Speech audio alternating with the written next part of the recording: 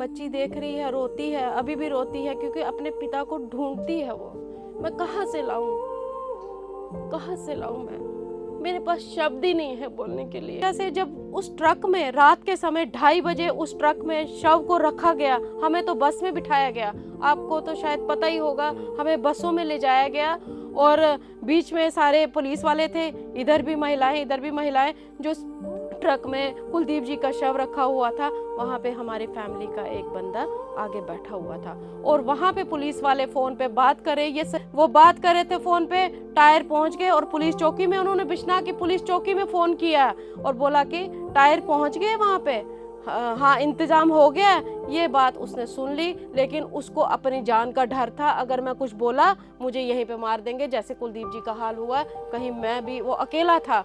आज मुझे न्याय मिलेगा, जो अन्याय तब हुआ था आज मुझे न्याय मिलेगा, उससे शायद कुलदीप जी की आत्मा को शांति मिलेगी और जो 12 बाकी लोग हैं उनकी आत्माओं को भी शांति मिलेगी, क्योंकि वो भी बहुत छोटे छोटे थे। कुलदीप जी तो 37 साल की आयु में ही चले गए।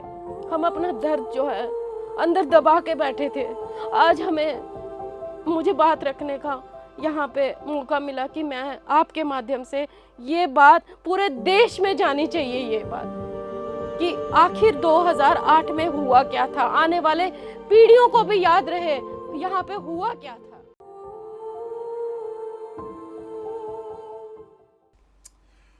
नमस्कार, मैं हूं ललित खजूरिया।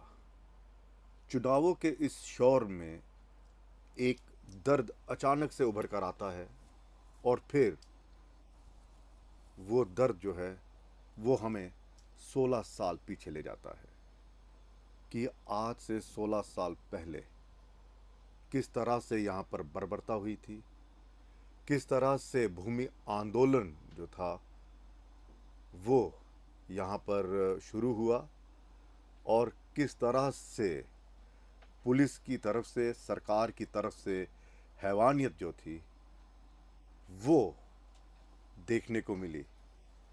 ये दर्द 16 साल के बाद फिर जागा है और इस दर्द ने फिर से लोगों के जहन में एक सवाल खड़ा कर दिया है कि आखिर उन लोगों का कसूर क्या था। सिर्फ जमीन तो मांगी थी।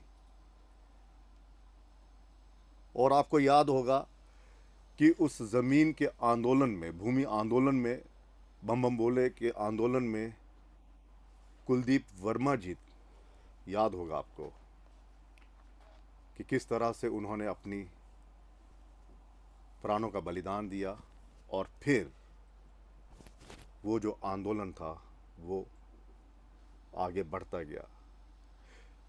लेकिन जिस तरह से मैंने शुरुआत में कहा कि बर्बरता, हैवानियत वहाँ तक नहीं रुकी और वो बर्बरता तब देखने को मिली जब प्रशासन ने यह फैसला किया कि शहीद कुलदीप वर्मा जी के अंतिम संस्कार जो है वो जल्द से जल्द करना है। इन चुनावों में एक बार फिर मैं कह रहा हूं, उस घटनाक्रम को लोग याद कर रहे हैं क्योंकि 2 प्रत्याशी ऐसे हैं जिन पर आरोप है कि इनकी वजह से हुआ।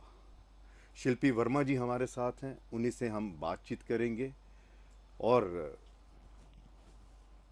समझेंगे कि क्या हुआ था और अचानक 16 साल के बाद फिर से उन्हें हम देख रहे हैं मंच पर। शिल्पी जी, स्वागत है आपका। नमस्कार जी।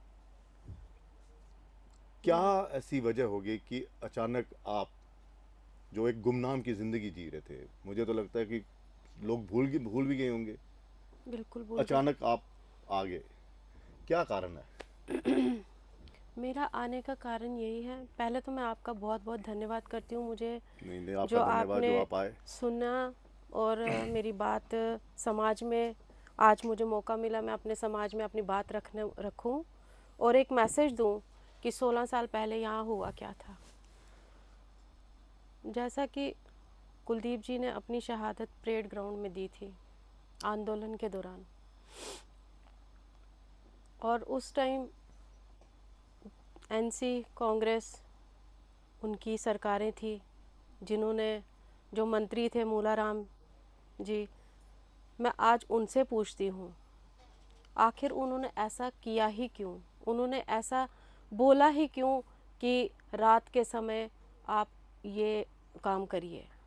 एक तो हमने, मेरे हस्बैंड ने देश के लिए शहादत दी, देश के लिए, जम्मू के डोगरों के लिए शहादत दी, उस अमरनाथ भूमि के लिए शहादत दी, और फिर ऐसी दृढ़ता उनके साथ की गई, ये ऐसी हालत की गई, ये कोई देखने के मतलब कोई भी देखेगा, कोई भी देखेगा और ये सोचेगा कि मैं अपने से ना तो कहानी बना रही हूँ। यहाँ ललित जी बैठे, ये भली भांति जानते हैं, क्योंकि उस वक्त भी ललित जी या बाकी मीडिया वाले सबको मालूम है कि उस वक्त हुआ क्या था।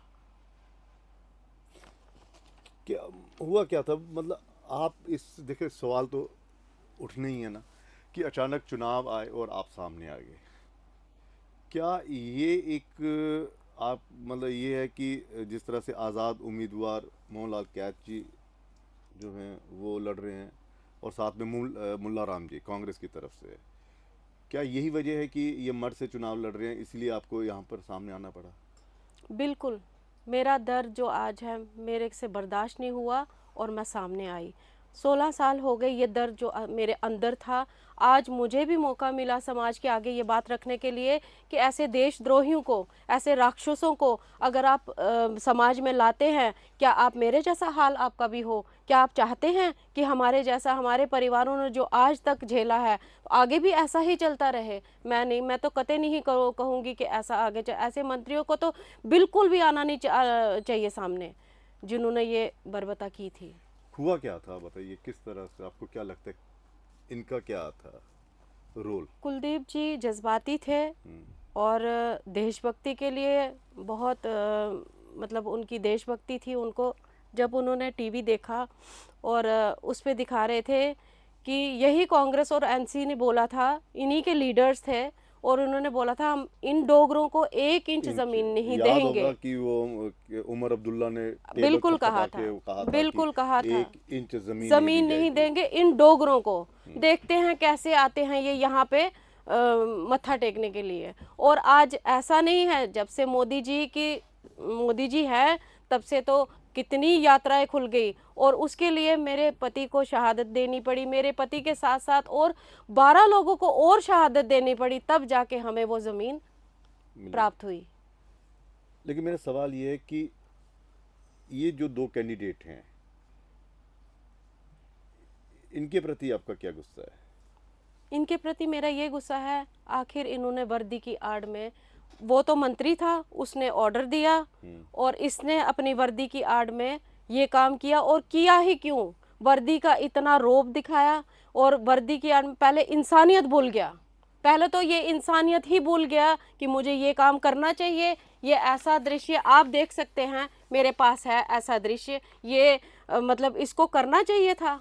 इसमें सिर्फ महिलाएं हैं, हैवानियत शराब से जलाया गया, शराब से जलाया गया। और ये देख सकते हैं आप, ये बिछना क्या सारा है, जो रात के 2:30 बजे हमें परेड ग्राउंड से उठा करके कपड़े फाड़े गए हमारे महिलाओं के, हमारे बच्चे थे छोटे छोटे बीच में। और उसमें क्या ये देखिए आप, मैं अपने से तो कुछ नहीं बना रही हूँ ना, ये आप डेट भी पढ़ सकते हैं, ये उस वक्त का अखबार है 2008 23 जुलाई, ये देख सकते हैं, ये आप अच्छे से देख सकते हैं हमारे साथ हुआ क्या था।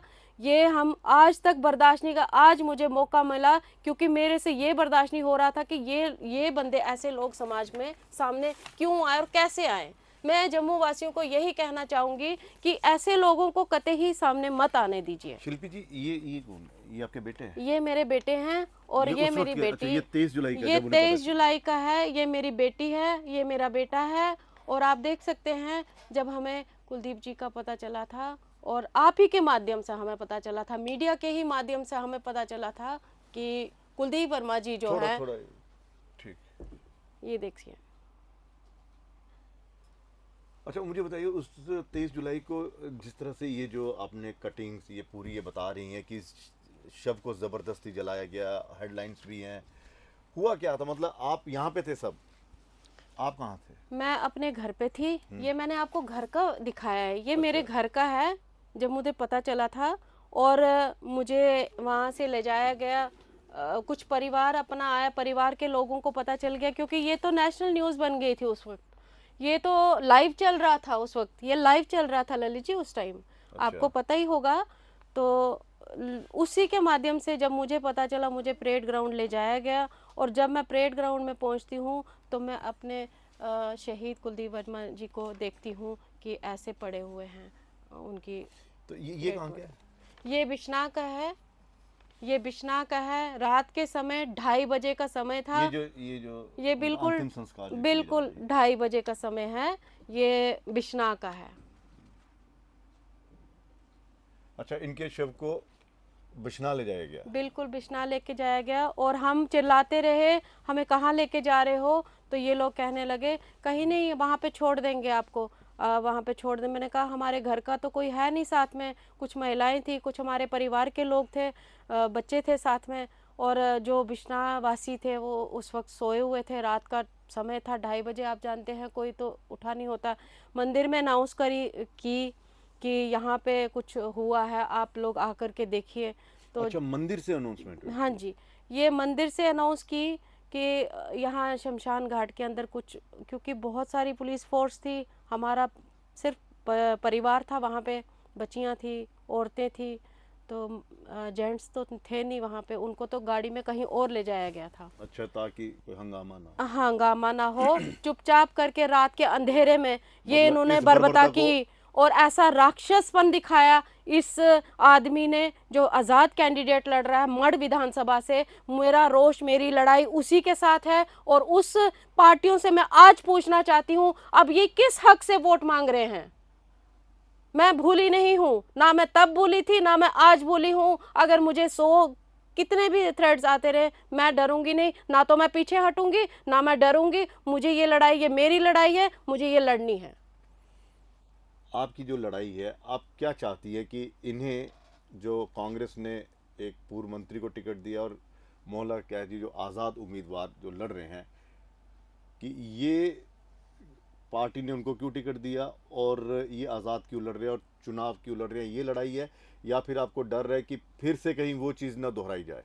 बिल्कुल, मैं तो, मेरे दिमाग में तो यही यार, इसीलिए तो मैं सबके सामने आई हूँ, खुल के सामने आई हूँ। मैं अपनी आवाज़ उठाने के लिए सामने आई हूँ। आज मेरा दर्द जो है वो बाहर निकला है, क्योंकि इतने सालों से हमारा जो ये दर्द था वो अंदर ही था। हम सहम चुके थे कि हमारे साथ और भी तो परिवार हैं, उनको, उनकी भी तो सुध बुध नहीं ली किसी ने।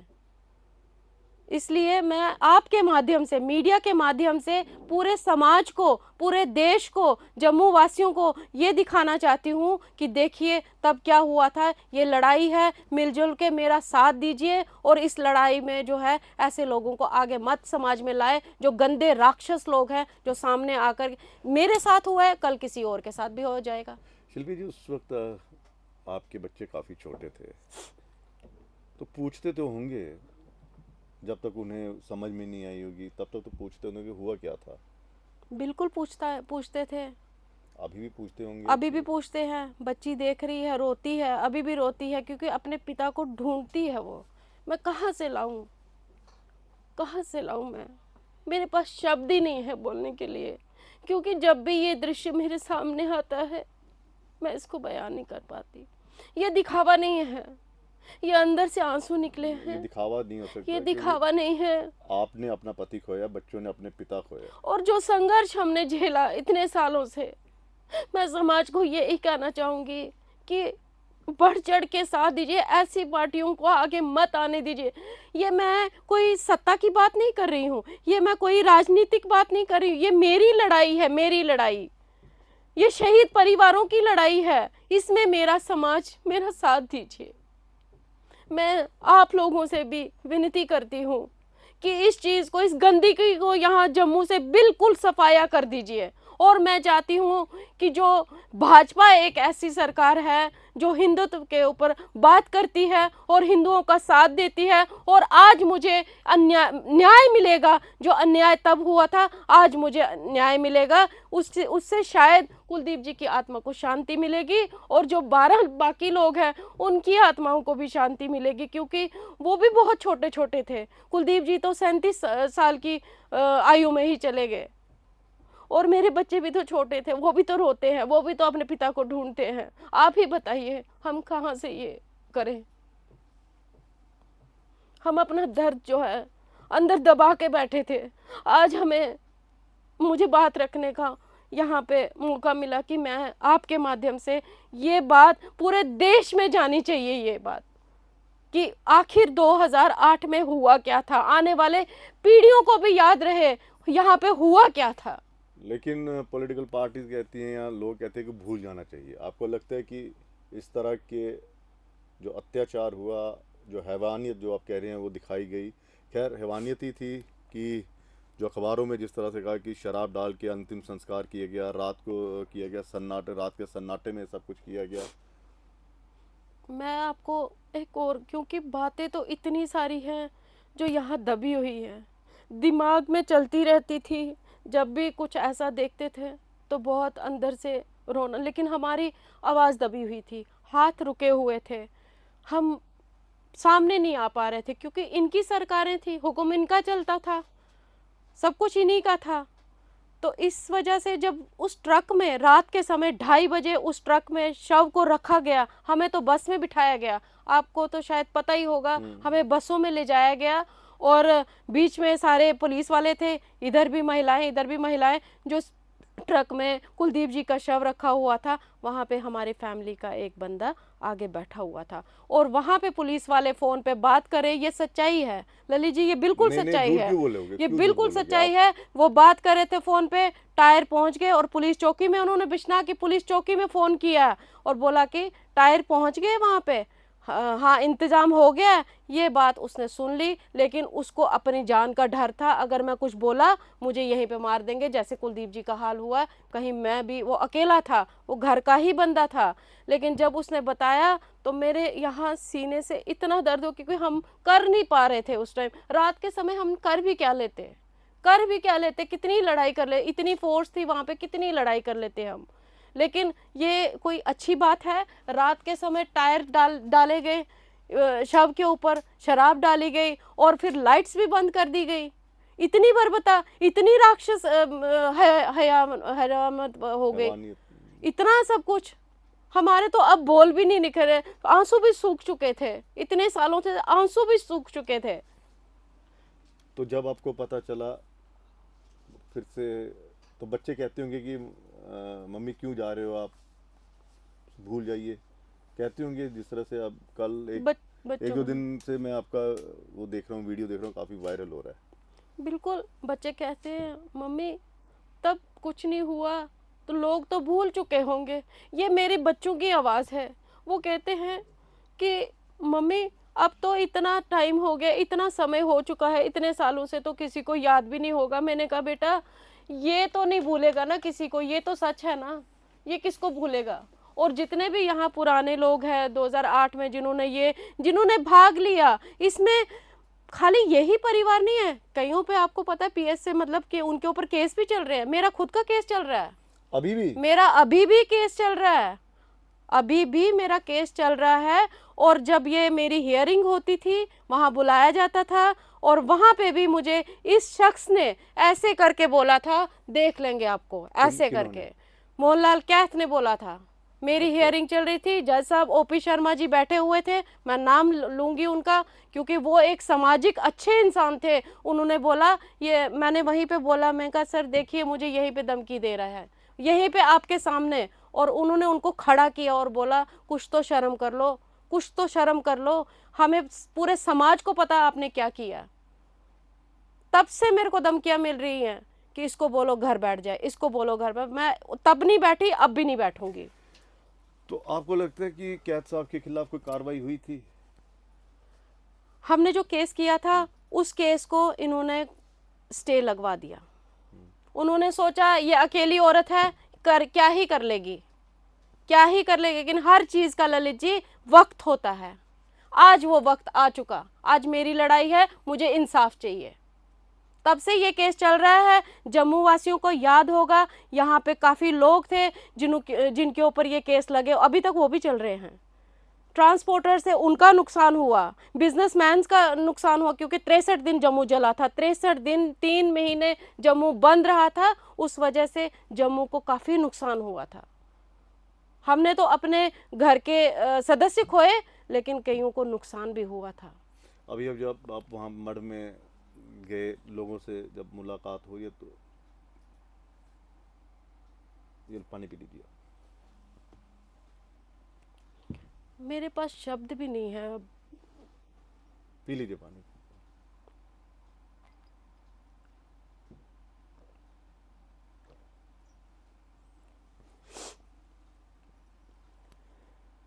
हाँ, तो अभी जब आप लोगों से मिलते हैं तो क्या कहते हैं? वो उस संघर्ष को याद करते हैं या आपको बताना बिल्कुल पड़ता है? बिल्कुल, मठ विधानसभा में जो लोग सुनते हैं ना, वो रोते हैं। आपने देखा भी होगा शायद मीडिया के माध्यम से, लोग रोए। उन्होंने जब मेरे को देखा और बोला कि इस लड़की के साथ इतना इतना सब कुछ हो गया है, वो नहीं चाहते हैं कि आगे किसी और के साथ हो। वो पूरा साथ दे रहे हैं, समाज में कुछ अच्छे लोग लाओ, समाज में अच्छे काम हो, ना कि ऐसा किसी और के साथ ऐसा मतलब हो जाए। इस तरह के लोग विधानसभा में आएंगे तो गंदगी ही मचाएंगे। आपको कभी जनता से भी थोड़ी है, या पार्टियों से भी तो थोड़ा होगा कि इन पार्टियों ने भी सच नहीं बताया लोगों को?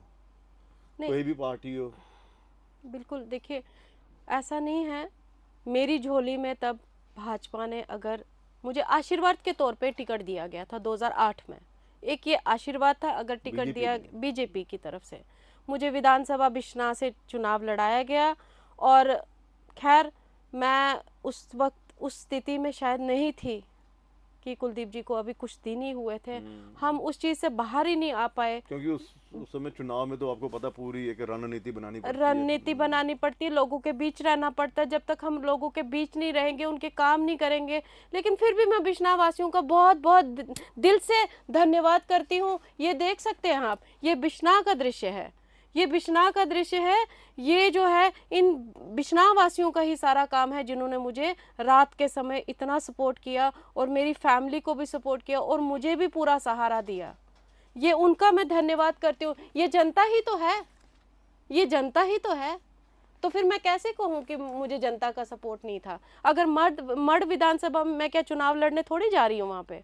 मुझे कोई चुनाव थोड़ी लड़ना, या मुझे भाजपा ने बोला कि उठ के जाओ वहाँ पे काम करो जाके। अच्छा। मुझे कोई ऐसा, अच्छा, पार्टी ने कोई आपकी ड्यूटी मुझे लगाई है? कोई वो नहीं। मेरी लड़ाई है। जब मैंने इन दो लोगों का नाम सुना, मूला राम था तब, और जो ये एसएसपी कैथ था, मैं नहीं चाहती ये लोग सामने आए ताकि किसी और के साथ भी ऐसा कुछ हो। लेकिन अब आप पर भी सवाल उठेंगे कि आपको टिकट नहीं मिला तो इसीलिए आप यहाँ पर आ गए। देखिए, ये सवाल है, मैं अब आपके दर्द को समझ सकता हूँ, लेकिन फिर भी मुझे सवाल करना पड़ेगा। कोई बात तो कि आपको टिकट नहीं मिला इस कारण? ऐसा कुछ नहीं है। मैंने आपको पहले भी कहा, मेरी झोली में उन्होंने टिकट दिया एक आशीर्वाद के रूप से। ये उतार चढ़ाव, जीत हार तो चली रहती है, आज कोई जीता, आज कोई हारा है। तो ऐसा नहीं है कि हार से इंसान हार के थोड़ी बैठ जाएगा। लेकिन दो लोगों के दिलों में तो हम हैं ना, हम परिवार लोगों के दिलों में हैं, क्योंकि ये पहले तो इंसानियत, बाकी काम बाद में। नहीं, लोग आज भी याद करते आज हैं। भी याद करते हैं। आज भी अगर आज भी अमरनाथ आंदोलन को याद किया जाता तो हमारे जो लोग शहीद हुए, कितने लोग जो हैं वो पुलिस के उस समय गोलियों का शिकार हुए, इस आंदोलन को कुचलने के लिए बहुत कुछ किया गया। मुझे लगता है ये भूलना नहीं चाहिए। और जो लोग भूल जाते हैं, जो समाज इस दर्द को, इस घटना को, इस वैश्यपन को भूल जाता है, वो मुझे लगता है कि वो दोबारा से रिपीट हो जाता है। तो इसलिए ये भूलना नहीं चाहिए। लेकिन उस आंदोलन में कुलदीप वर्मा जी को सबसे पहले याद किया जाता है कि उन्हीं की जीवन की आहुति ने उस यज्ञ को जो था वो सफल किया था। बिल्कुल, आपकी बात बिल्कुल सही है। ये यज्ञ चल रहा था एक, एक 3 महीने का यज्ञ चल रहा था जिसमें कुलदीप जी ने, और आपने शायद उनकी कविता भी पढ़ी होगी, उनकी कविता भी है, उन्होंने कहा कुछ चीज़ों के लिए अपनी शहादतें देनी पड़ती हैं, और जिस दिन ये भूमि मिलेगी मुझे भी थोड़ा सा याद कर लीजिएगा, शायद मैं बम बम बोले के पास बैठा हूँगा। तो अभी तक उनकी आत्मा को शांति नहीं मिली है जब तक हमें इंसाफ नहीं मिलेगा। और मैं जनता से यही कहती हूँ, मैं कोई चुनाव प्रचार के लिए नहीं निकली हूँ, मैं कोई राजनीति के लिए नहीं निकली हूँ। ये मेरी लड़ाई है, मेरी लड़ाई में मेरा साथ दीजिए। और जब तक आप साथ नहीं देंगे, 2008 में एकजुट हुए थे, आज भी एकजुट होकर के ऐसी गंदी सरकारों को सामने मत लाइए।